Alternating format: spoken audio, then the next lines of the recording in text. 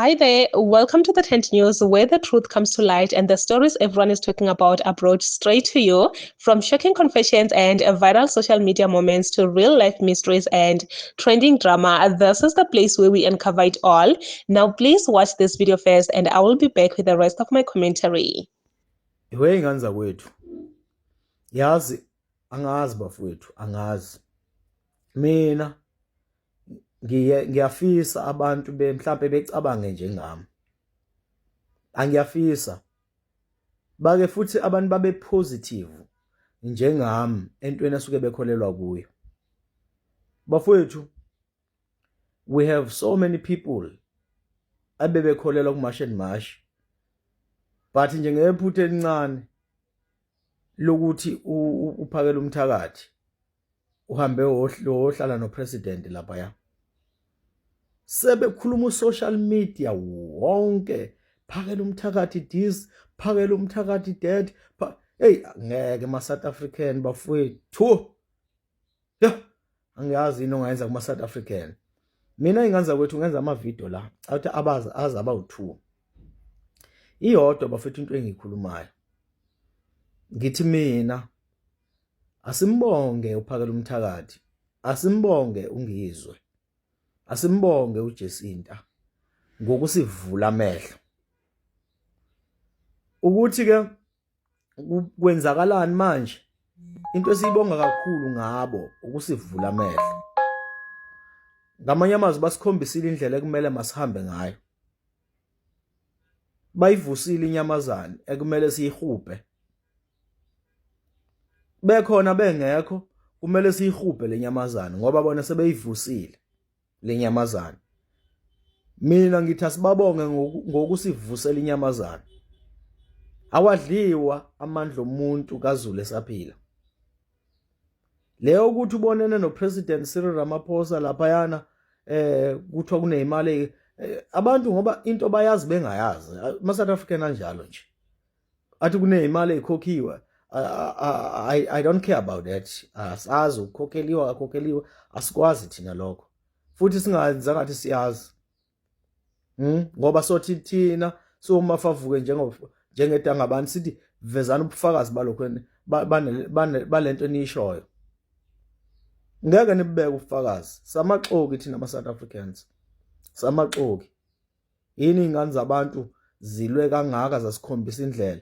Nina manje ningena ku public social media nizokhuluma akabuhlungu kanje ngeingane zabantu, nikhohlwa yiko konke okuhle abakwenzile. Bafowethu, osifundisa empilweni ungabheki uhlangothi olubi kumuntu, bheka into enhle because into embi izokubulala, into embi izokukhubekisa.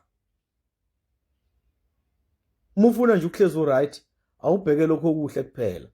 Yilo lo hlobo ke mina lo muntu nalesi isho yasiyazi siyitori nje siyikhandayo, yabona, because uchazile uhlangothi lakhe uphakela umthakathi ukuthi yini yamenza ayohlangana nomengameli, washo futhi wachaza ukuthi wafonelwa, uchazile uhlangothi lakhe. So yini ke nina leseniyazi engaka imali inakhokhelwa yona? Ngicela ukubuza ke kunina public, ngicela ukubuza kunina bantu be social media, njengoba senithi ukhokhela bakhokhelwe malini oZoso nophakela umthakathi. Senazi nokuthi uZoso uthenge ifoni ngemali ayikhokheliwe, futhi uZoso akaholi ngecontent, akanamali uZoso, ngiyakwazi ukuthenga ifoni. Bantu base South Africa, mina ngiyabaqala abantu abamaxoki kanje, ngiyabaqala. Yabona wesingane zakwethu, anginifundisa lento empilweni. Empilweni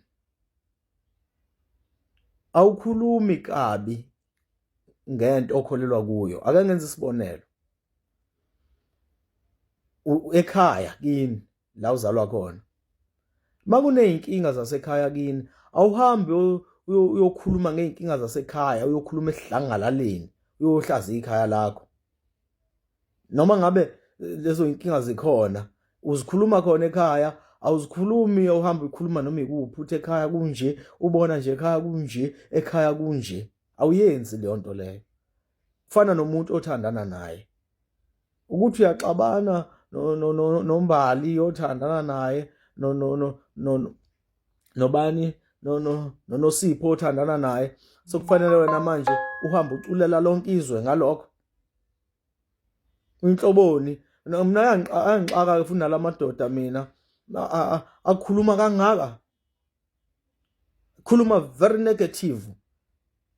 Hayi bafowethu, uyinhloboni yomuntu mawunjalo, uyinhloboni.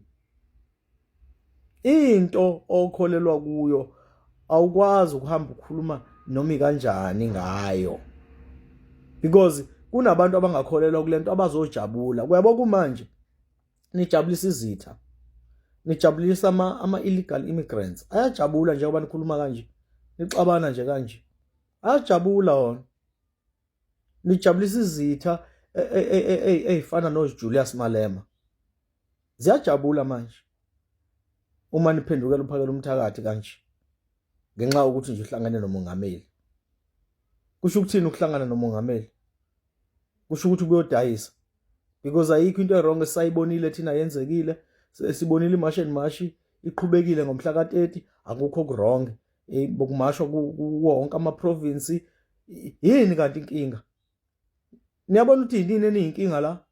Nini enikhulumayo, inina ke manje nenza i-division kulento, enenza uqhekeko, nifuna ukuxabana ungizwe ke manje nophakela umthakathi ukuxabana oJesinta. Niyaxabanisa nje manje, niyayixova manje, niyabaxova nje, niyaxova ukuze ingaphumeleli lento ukuthi abahambe. Nizama lokho manje. Hayi, khulani man, ma-South African, khulani. If you know that we are believer that abantu bokufika abangelona abangekho emthethweni kuleli zwe lakithi kumele bahambe, musani ukuyenza ke lento eniyenzayo. Yekeni bafowethu. Yo. At this point, I can 100% tell you that even the March and March supporters and Insizwa Nobunzizwa Bayo supporters, they have been divided ever since that meeting of Ophakela Mthakathi Nongizwe with the president. Everyone was left questioning, asking themselves, what was the meeting about? What were they talking about? Even after Ophakela Mthakathi has came out and addressed the issue to say, guys, nope, nothing was going on. He was going to support uJacinta, and then they just called him there and there, so he had to go there.